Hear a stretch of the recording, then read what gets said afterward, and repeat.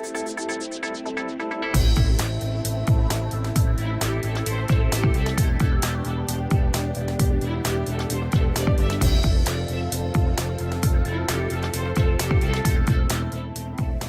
week of some slightly good news and not so good news.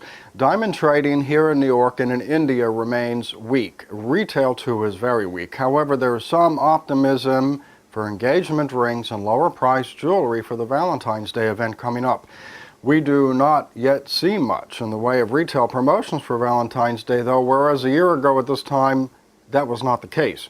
It is DTC Site Week. Now, Varda Shine told site holders today in London that the company anticipates reducing ITOs by about 50%, at least in the first 3 sites of this year. We'll have more on the site right here on diamonds.net. For the better part of our news today, though, Zach joins me now from Israel. At least some good news, right, Zach? Well, it's not quite time to bring out the champagne just yet, Jeff. But yes, trading activity here is improving this week. But at least in the historical sense, it's still pretty slow, especially with Valentine's Day orders pretty much wrapped up by now. Ramadan is showing signs of life though, especially for 30 points to 1 carat.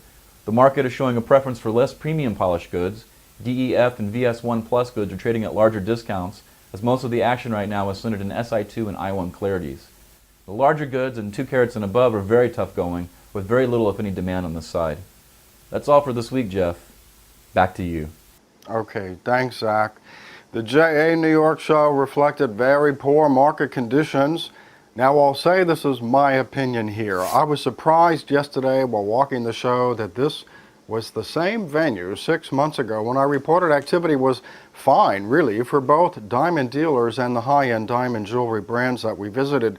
This show, dealers and brands that I met with in July were not even at the JA Winter Show, except for Stuller. Exhibitor space was scaled way back overall. Hong Kong exhibitors took the lion's share of the floor. And since we went yesterday, being that it was Inauguration Day here in the United States, those booths that were streaming the ceremony from Washington, D.C. were the main attractions at JA's closing day.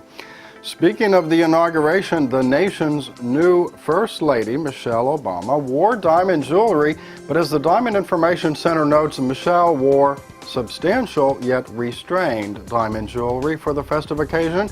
Sally Morrison of DIC says Michelle has defined her own look, and that is destined to become iconic in fashion history.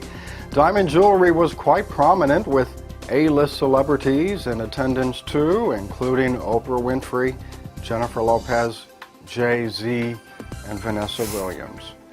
In precious metals news, gold is up 5% to $851.60 an ounce from 1 week ago.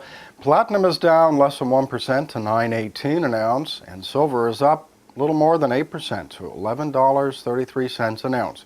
For all the latest news, please visit diamonds.net.